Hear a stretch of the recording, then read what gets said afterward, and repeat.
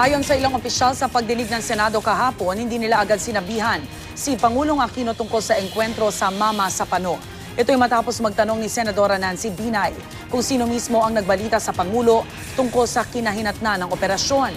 Pero sa talumpati ni Pangulong Aquino sa harap ng Special Action Force, matapos ang necrological service noong January 31, sinabi ng Pangulo na maaga pa lang noong araw na nagkakabakbakan ay nasabihan na siya tungkol sa operasyon.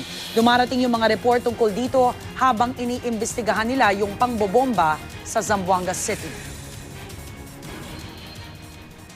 Pare-pare tayong pagod mula nung linggo. Umaga pa lang sinabihan na ako nung naging resulta kay Marwan. Tapos abang sinisiyasat namin yung pagbobomba sa Zamboanga, dumarating yung mga report. Okay? May mga investigasyon na ginagawa. No? Dahil gusto nga natin malaman paano tayo makasigurado, no, na hindi tayo magkakaroon ng ganitong sakuna, ganitong insidente, ganitong casualties na talaga napakabigat. Lalo sa inyo, no?